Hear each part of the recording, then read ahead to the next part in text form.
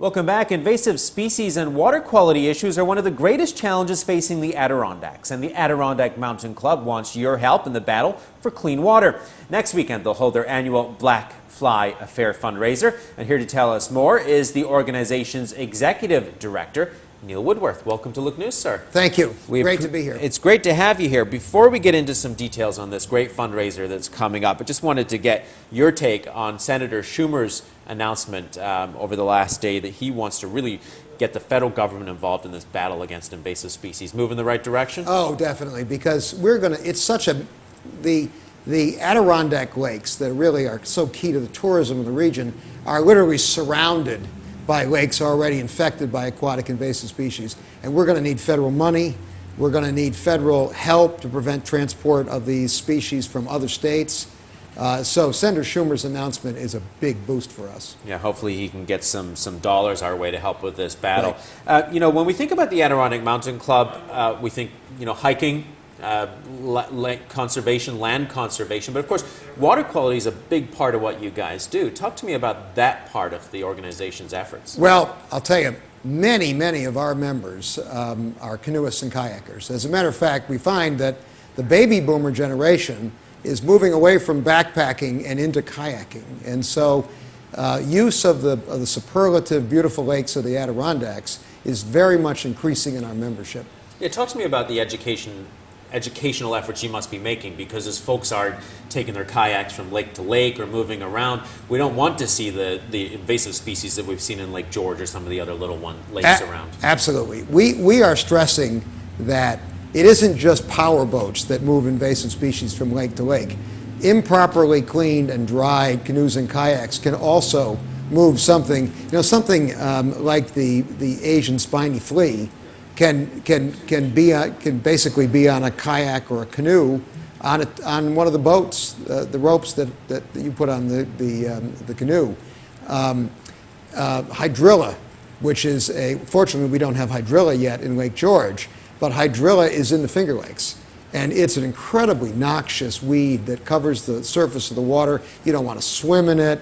By August it dies and smells terrible, and you really don't want to canoe and swim in water that's been contaminated by that invasive species. And it also ruins the appeal. People come to the Adirondacks for swimming in its beautiful lakes, for canoeing and boating in those lakes, and invasive species have the potential of ruining the native ecosystems, destroying the fish that people come to fish for, and really they can overwhelm a lake's ecosystem. Yeah, one of the things the Senator Schumer was saying, that this could impact our tourism industry, which is vital to the Adirondack economy. It could just devastate it. People come obviously to the Adirondacks to climb the mountains, but they also come to enjoy the lakes. And the Adirondacks have been famous since the 19th century for superlative guide boating and canoeing and kayaking. Every year, the Adirondack Mountain Club holds the Black Fly Affair. It takes to the waters of Lake George. This year, of course, we're talking about water quality because that's what you're raising money for. Tell me about this year's event and why the water quality component was so important. We wanted to take to the water on the steamer, the Saint Sacrament, because we wanted to emphasize to the people attending the event that their money, their donations, their participation in the live auction and the silent auction, that money would go to help us convince state government to get behind boat washes at boat launches, to get behind having lake stewards at every Adirondack lake to inspect boats. I know on the Adirondack Lake that I have a home on, a lake steward prevented zebra mussels and quagga mussels from getting into Cranberry Lake, the third largest lake in the park. You're talking about these stewards, these boat washing things. There's obviously a lot of cost associated with putting this kind of infrastructure in place. Is that what we're looking for, this money that you're raising to go to, or are we still in the planning stages for rolling this out? We're really looking to give financing for us to lobby the Department of Environmental Conservation, who really is responsible for the state's waters, to get behind this campaign against the spread of aquatic invasive species. We need their leadership. This is, and we hope that they'll provide the leadership as we report time and time again that they found a new aquatic invader.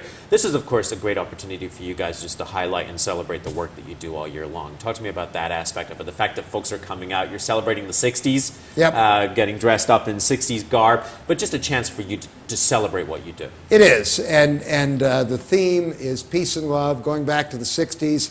60s music, standing room only is the band, and they're going to provide a wide variety of popular oldies. It's going to be designed for dancing.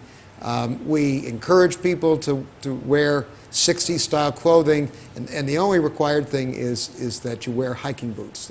Hiking boots and 60s styles clothing. Yeah. It sounds great, and hopefully we can get back to a time in the 60s where there were none of these aquatic invaders affecting our water quality. We hope so. Well, Neil Woodworth, we appreciate you stopping by, sir. Thank you so much, Executive Director with the Adirondack Mountain Club. Thank you very much for having me, Dave. You're very welcome. Now, to find out more about the Black Fly Affair, the Adirondack Mountain Club, and see our conversation for a second time, head to our website, looktvonline.com.